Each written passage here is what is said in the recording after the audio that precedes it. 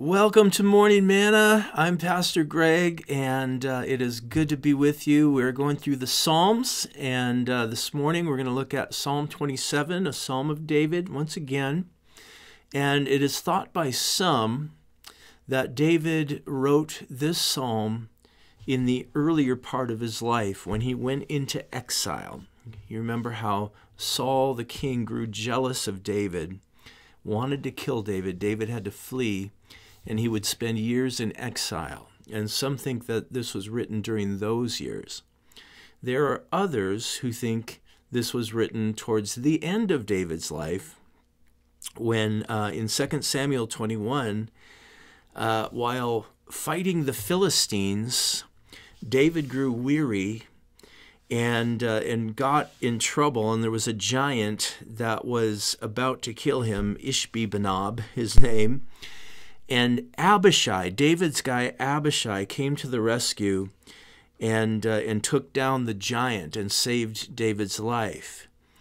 And David's men at that point, they vowed never to let their king go out to battle. Lest the light of Israel go out, they said, calling David the light of Israel. And I think this is when this psalm was written in David's life. Verse 1, "The Lord is my light and my salvation. Whom shall I fear? The Lord is the stronghold of my life. Of whom shall I be afraid?" So David says, I'm not the light. The Lord is my light and my salvation. Of whom shall I be afraid? Some giant with a funny name? Nope, I fear the Lord. The fear of the Lord is the fear that trumps every other fear, that causes every other fear to run away. And so that's why the fear of the Lord is the beginning of wisdom, because the fear of the Lord frees you. It frees you from the fear of man, from the opinions of others, from wanting to gain the acceptance of it. It just frees you. And so David says, of whom shall I be afraid?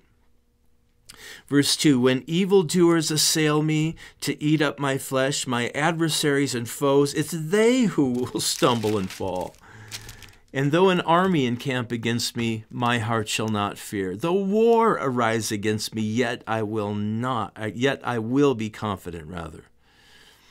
So the secret to David's confidence, his public confidence, was his private obedience. And this is just true for all people. Listen, if you're a believer here this morning, what happens in private is going to dictate how you portray yourself in public. And if you don't have a private, intimate relationship with God, that's going to come out in your relationships, in your public life. And so David, kind of defiantly, sings this kind of a trash-talking song because his confidence is fully in the Lord.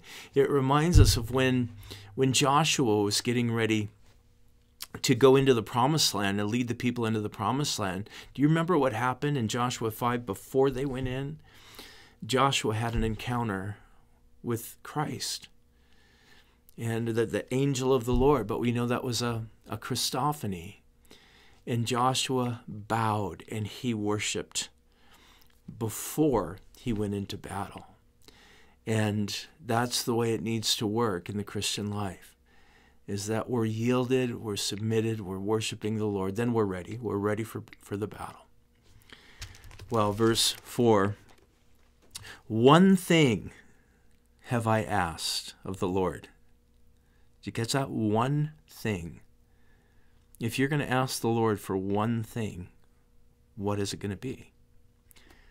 David says, "That I may dwell in the house of the Lord all the days of my life, to gaze upon the beauty of the Lord and to inquire in his temple."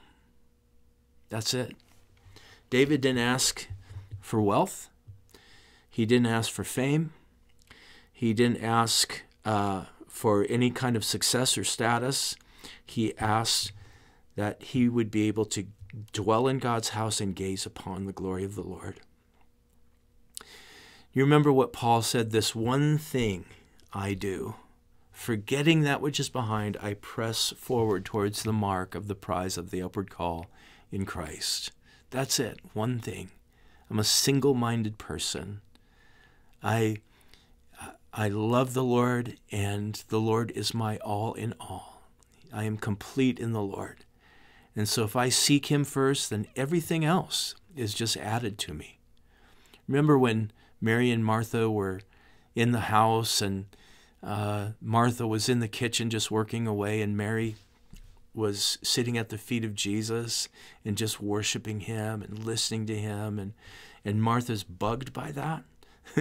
And she comes out and kind of chastises her sister, and Jesus says, "Listen, one thing is needful here, Martha. One thing." Listen, we'll end there for today, but one thing, are you a one thing kind of person? Have you summed up your life to one overarching goal and pursuit, and that's the pursuit of the Lord himself, to gaze upon his beauty, to dwell in his temple? This one thing I do, forgetting that which is behind, I just press towards the mark of the upward call in Christ. God bless you.